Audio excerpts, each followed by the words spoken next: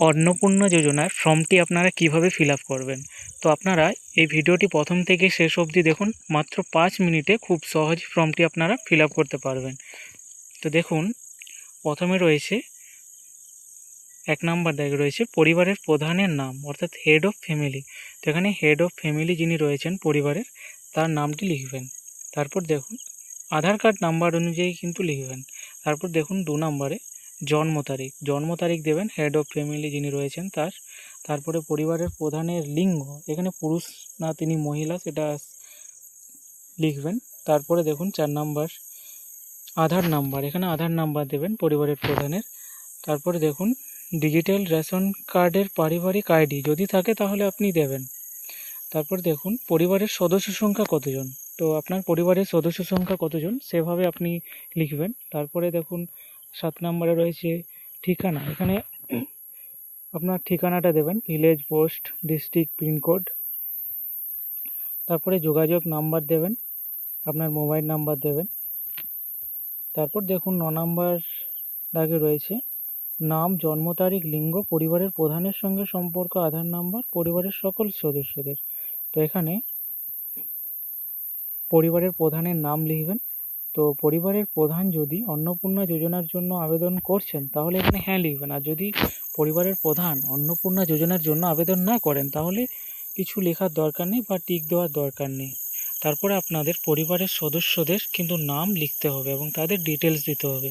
দেখুন এখানে সদস্য 1, এখানে আপনাদের পরিবারে যতজন সদস্য রয়েছেন তাদের নাম কিন্তু লিখতে হবে। দেখুন আমি এখানে নাম লিখেছি, তার জন্ম তারিখ দিয়েছি, লিঙ্গ লিখেছি, পরিবারের প্রধানের সাথে তার সম্পর্ক কী। তো আমি এখানে পরিবারের প্রধানের সাথে সম্পর্ক রয়েছে হাজব্যান্ড, আমি হাজব্যান্ড লিখেছি। আপনাদের যেটা সম্পর্ক সেটাই লিখবেন আপনারা। তারপরে দেখুন আধার নাম্বার দেবেন। তারপরে দেখুন সদস্য 2, অর্থাৎ আপনার পরিবারের যে 2 নম্বর সদস্য রয়েছে তার নাম লিখবেন, জন্ম তারিখ লিখবেন, তার লিঙ্গ লিখবেন। আর তিনি যদি অন্নপূর্ণা যোজনার জন্য যদি আবেদন করছেন তাহলে এখানে এই যে বক্সটি রয়েছেন সেখানে হ্যাঁ দেবেন। আর যদি না আবেদন করেন তাহলে কোনো কিছু দেওয়ার দরকার নেই। তারপরে দেখুন পরিবারের প্রধানের সঙ্গে তার সম্পর্ক কী রয়েছে সেটা লিখবেন, আধার নাম্বার লিখবেন। তারপরে যদি আপনার পরিবারের সদস্য সংখ্যা আরও থাকে তাহলে আপনি সদস্য 3 যে ঘরটা রয়েছে সেটাতে আপনি নাম লিখবেন, জন্ম তারিখ লিখবেন, লিঙ্গ লিখবেন। আর এদিকে ডান দিকের যদি পরিবারের 3 নম্বর সদস্য যদি অন্নপূর্ণা যোজনার জন্য আবেদন করছেন তাহলে হ্যাঁ এই বক্সটি টিক দেবেন। তার লিঙ্গ লিখবেন, পরিবারের প্রধানের সাথে তার সম্পর্ক সেটা লিখবেন, তারপরে তার আধার নাম্বার লিখবেন। একই রকমভাবে সদস্য 4 যিনি রয়েছেন তার ডিটেলসটাও সেভাবেই দেবেন। তারপর দেখুন 10 নম্বর দাগে রয়েছে পরিবারের প্রধান এবং সকল সদস্যদের ব্যাংকের অ্যাকাউন্টের ডিটেলস দিতে হবে, যারা প্রাপ্তবয়স্ক রয়েছেন তাদের। এখানে দেখুন হেড অফ ফ্যামিলির যিনি রয়েছেন তার ব্যাংকের নাম দিয়েছি আমি, অ্যাকাউন্ট নাম্বার দিয়েছি, আইএফসি কোড দিয়েছি। দেখুন ডান দিকের বক্সে রয়েছে যে ডেবিটি ক্রেডিটের জন্য আধার লিঙ্কযুক্ত ব্যাংক অ্যাকাউন্ট প্রদান করুন। তো আপনারা আপনাদের অ্যাকাউন্টের সাথে মানে যেটাতে ডেবিটি লিঙ্ক রয়েছে সেই অ্যাকাউন্ট নাম্বারটি আপনারা দেবেন, সেই ব্যাংকটি আপনারা দেবেন, অন্য ব্যাংক দেবেন না। এভাবে আপনি সদস্য 1 যেটা লিখেছেন আগের পাতায় আমরা সদস্য 1 যেখানে লিখেছি তার ডিটেলসটাই কিন্তু এখানে দিতে হবে। সদস্য 2 যেটা লেখা আছে সেটাতে কিন্তু দিলে চলবে না। তো আপনাদের সেভাবে ব্যাংকের ডিটেলসটা দিতে হবে, সদস্য 1, সদস্য 2 এবং সদস্য 3, আরও যদি সদস্য থাকে তাহলে সদস্য 4, এভাবে আপনারা দেবেন। তারপর দেখুন তারপরের পেজে 11 নম্বর দাগে রয়েছে দেখুন এপিক, এখানে এপিক নাম্বার দিতে বলেছে, ভোটার কার্ডের নাম্বার এবং বিধানসভা ক্ষেত্রের নাম্বার ও অংশ নম্বর দিতে বলেছে। তো আপনারা আপনাদের ভোটার কার্ডের নাম্বার দেবেন, এপিক নাম্বার দেবেন এবং বিধানসভা ক্ষেত্র বা অংশ নম্বর আপনাদের দিতে বলেছে সেটা আপনারা দেবেন। এভাবে প্রত্যেক সদস্যদের কিন্তু এপিক নাম্বার, বিধানসভা ক্ষেত্রের নাম্বার, অংশ নাম্বার এগুলো কিন্তু আপনাদের দিতে হবে আপনাদের ঘরে যতজন প্রাপ্তবয়স্ক সদস্য রয়েছেন। তারপর দেখুন 12 নম্বর দাগে আপনারা যদি তপশিলি জাতি বা তপশিলি উপজাতি হন তাহলে সেই বক্সে আপনাদের টিক দিতে হবে। আর যদি আপনারা জেনারেল হন তাহলে অসংরক্ষিত যে বক্সটি রয়েছে সেখানে দিতে হবে। তাছাড়াও যদি ওবিসি হন তাহলে ওবিসির যে বক্স রয়েছে সেখানে দিতে হবে। আর দেখুন ডান দিকে বলা আছে যে প্রযোজ্য শংসাপত্র যেমন জাতিগত আর্থিকভাবে দুর্বল শ্রেণী যেমন ইডাব্লিউএস শংসাপত্র, ক্রিমি লেয়ার শংসাপত্র ইত্যাদি, এগুলো কিন্তু আপনাদের ডকুমেন্টস হিসাবে লাগতেও পারে। তারপর দেখুন রেশন কার্ডের এখানে আপনাদের ডিটেলস দিতে হবে। আপনার কি ডিজিটাল রেশন কার্ড আছে? যদি আপনার ডিজিটাল রেশন কার্ড থাকে তাহলে আপনারা হ্যাঁ যে রয়েছে সেই বক্সটিতে টিক দেবেন। আর যদি না থাকে তাহলে দেওয়ার না, এই যে না বক্সটি রয়েছে সেটাতে টিক দেবেন। তারপর দেখুন 2 নম্বর দাগে রয়েছে যে যদি হ্যাঁ হয় তবে রেশন কার্ডের ধরনটা আপনাদের লিখতে হবে। আপনার রেশন কার্ডটি কোন ধরনের, AAY না PHH, SPHH, সেটা আপনাদের সিলেক্ট করতে হবে। তারপর দেখুন 3 নম্বর দাগের পরিবারটি রেশন দোকান থেকে মাসিক রেশন তুলছে কিনা, যদি হ্যাঁ হয় তাহলে টিক দেবেন।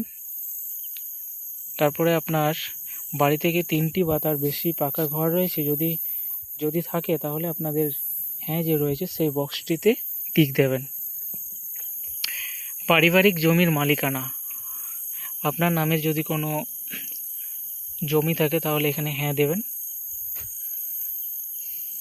পরিবারের সকল সদস্যদের মোট জমির পরিমাণ শতকে, তো আপনাদের পরিবারের সকল সদস্যদের মোট জমির পরিমাণ কত সেটা আপনাদের শতকে দিতে হবে। দেখুন আমি এখানে 12 শতক দিয়েছি, আপনাদের যদি বেশি হয় তাহলে আপনারা বেশি দেবেন। যদি 60 শতক হয় 60 শতক লিখবেন, বা 70 শতক, 72 শতক, এভাবে লিখবেন। আপনাদের সকল সদস্যদের কিন্তু মোট জমির পরিমাণ, একজনের কিন্তু বলা হয়নি, পরিবারের প্রধানের কিন্তু বলা হয়নি, যতজন সদস্য রয়েছে তাদের মোট জমির পরিমাণটা এখানে বলা হয়েছে, তো আপনারা সেভাবেই দেবেন। যানবাহন, দেখুন তারপরে রয়েছে যানবাহন, আপনি পরিবারের কোনো সদস্য কি অবাণিজ্যিক মোটর চালিত চাকার গাড়ি আছে, যদি হ্যাঁ হয় তাহলে হ্যাঁ দেবেন। যদি আপনাদের বাড়িতে 4 চাকার গাড়ি থাকে তাহলে আপনারা হ্যাঁ দেবেন। আর গাড়ির সংখ্যা উল্লেখ করতে হবে এবং গাড়ির রেজিস্ট্রেশন নাম্বার আপনাদের দিতে হবে।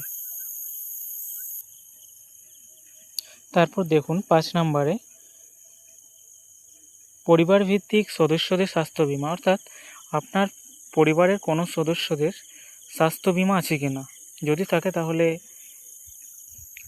হ্যাঁ যে রয়েছে সেই বক্সটিতে টিক দেবেন। আর যদি না হয় তাহলে না বক্সটিতে টিক দেবেন।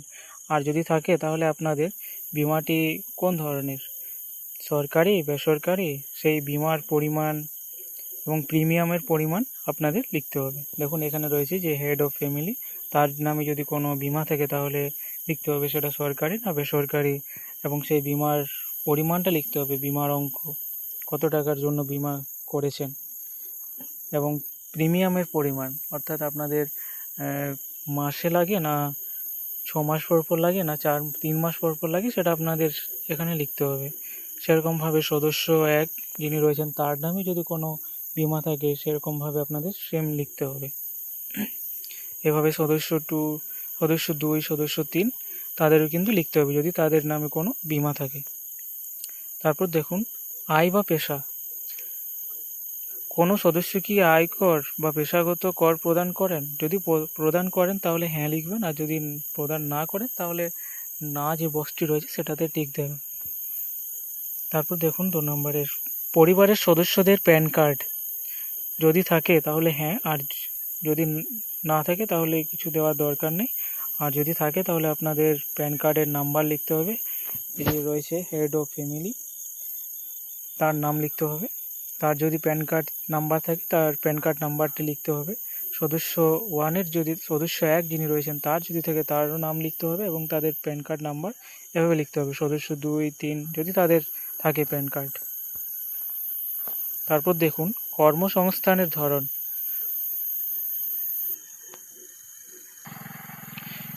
পরিবারের যিনি প্রধান রয়েছেন তিনি কি কাজ করেন, সরকারি ক্ষেত্রে কোনো কাজ করেন না বেসরকারি ক্ষেত্রে কোনো কাজ করেন, তো আপনাদের সে অনুযায়ী কিন্তু বক্সে টিক দিতে হবে, না পরিযায়ী শ্রমিক না বেকার না অন্যান্য, সেটা আপনাদের টিক দিতে হবে। এভাবে আপনাদের সদস্য 1 যিনি রয়েছেন তাদেরও কিন্তু ডিটেলসটা এভাবে দিতে হবে, তিনি কি কাজ করেন। আর যদি বেকার হয় তাহলে বেকারের ঘরে টিক দেবেন। সদস্য 2 যিনি রয়েছেন তারও কিন্তু একইভাবে এভাবে টিক দিতে হবে। আর যদি কোনো কাজ না করেন তাহলে আপনি বেকার লিখবেন। তারপর দেখুন পরিবারের শিক্ষিত প্রাপ্তবয়স্ক সদস্যদের সংখ্যা। কতজন পরিবারের সদস্যদের মধ্যে শিক্ষিত, প্রাপ্তবয়স্ক সদস্যদের মধ্যে তার সংখ্যাটা দিতে হবে। যদি অশিক্ষিত হয় তাহলে অশিক্ষিত সদস্যদের সংখ্যাটাও দিতে হবে এখানে। পরিবারের প্রধান তিনি যদি স্বীকৃত হন তাহলে শিক্ষিত যে বক্সটি রয়েছে সেটাতে টিক দেবেন। আর যদি পরিবারের প্রধান যদি অশিক্ষিত হন তাহলে অশিক্ষিত যে বক্সটি রয়েছে সেখানে টিক দেবেন। আর তার কিন্তু সর্বোচ্চ শিক্ষাগত যোগ্যতা এখানে কিন্তু লিখতে হবে। তারপর দেখো সদস্য 1 তিনি যদি শিক্ষিত হন তাহলে তার বক্সটিতে টিক দেবেন। আর যদি অশিক্ষিত হন তাহলে অশিক্ষিত বক্সটিতে টিক দেবেন। আর ডান দিকে তিনি যে স্বীকৃত, তিনি 8 পাস না মাধ্যমিক পাস না বিএ পাস না বিএসসি পাস না এমএসসি পাস সেটা আপনাদের লিখতে হবে। তার একইভাবে সদস্য 2, 3 তাদের ক্ষেত্রেও কিন্তু লিখতে হবে।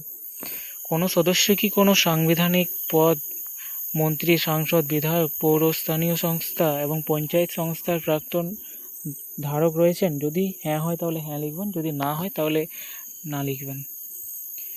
কোনো সদস্য কি সরকারি পেনশনভোগী? যদি হ্যাঁ হয় তাহলে হ্যাঁ বক্সে টিক দেবেন।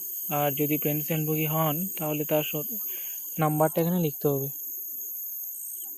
কোনো সদস্য কি জিএসটির অধীনে নিবন্ধিত আছেন? যদি হ্যাঁ হয় তাহলে হ্যাঁ দেবেন।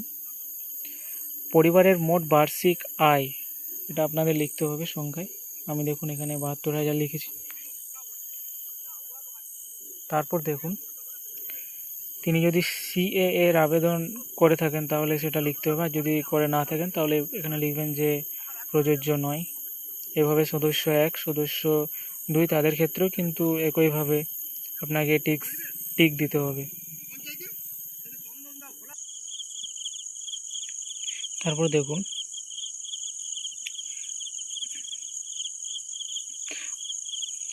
যদি আপনার পরিবারের কারো যদি কিষাণ ক্রেডিট কার্ড থাকে তাহলে এখানে লিখতে হবে ক্রেডিট কার্ডের নাম্বার, আইডি সংখ্যা, যে তারিখে ইস্যু করা হয়েছে আপনাদের কিন্তু প্রত্যেকেই লিখতে হবে। যদি কিষাণ ক্রেডিট কার্ড থাকে বা কোনো যদি কার্ড থাকে, এখানে যে কার্ডগুলো দেওয়া রয়েছে। তারপর দেখুন 3 নম্বর দেখুন রয়েছে যদি এসআইআর 2026-এর নাম বাদ পড়ে থাকে তবে মামলাটি ট্রাইব্যুনালে বিচারাধীন কিনা এখানে আপনাদের লিখতে হবে। এখানে যদি প্রযোজ্য হয় তাহলে লিখবেন হ্যাঁ, যদি না হয় তাহলে না লিখবেন, যদি প্রযোজ্য নয় লিখবেন। তারপর দেখুন এখানে বিদ্যালয়ে অধ্যয়নরত পরিবার সকল শিশুর বিবরণ। আপনার পরিবারে যদি কোনো শিশু সদস্য থাকে, সে যদি কোনো স্কুলে পড়ে তাহলে সেই স্কুলের নাম লিখতে হবে, শ্রেণী লিখতে হবে, কোন ধরনের স্কুলে পড়ে, সরকারি না বেসরকারি সেটা আপনাদের লিখতে হবে। এভাবে কিন্তু আপনাদের পরিবারে যদি শিশু সদস্যের সংখ্যা 1-এর বেশি থাকে তাহলে আপনাদের এখানে লিখতে হবে শিশু সদস্য 2, 3 এগুলো কিন্তু লিখতে হবে। তারপর দেখুন শিশুদের টিকাকরণের বর্তমান অবস্থা। আপনার পরিবারের যদি কোনো শিশু থাকে তার যদি টিকাকরণ হয় তাহলে আপনি এখানে হ্যাঁ যে বক্সটি রয়েছে সেটাতে টিক দেবেন।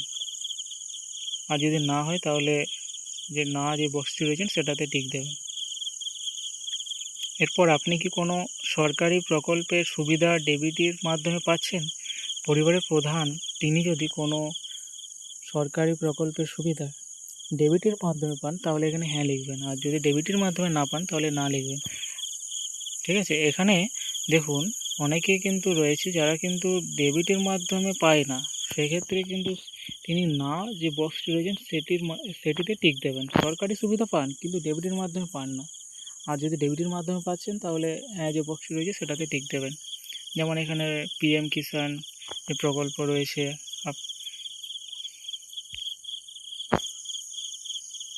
তারপর দেখুন এখানে সদস্য 1 তিনি দেখুন এখানে সরকারি সুবিধা পাচ্ছে, যেমন লক্ষ্মীর ভাণ্ডার, তাহলে এখানে লিখবেন লক্ষ্মীর ভাণ্ডার। আরও যদি কোনো সরকারি সুবিধা পান, প্রকল্পের সুবিধা পান, তাহলে এখানে লিখবেন 1 2 3 4 যে রয়েছে সেগুলোই লিখবেন। এভাবে সকল সদস্যদের ক্ষেত্রে কিন্তু লিখতে হবে। এভাবে কিন্তু আপনারা যদি ফর্মটি ফিল আপ করেন তাহলে আপনাদের ফর্মটি অবশ্যই সঠিকভাবে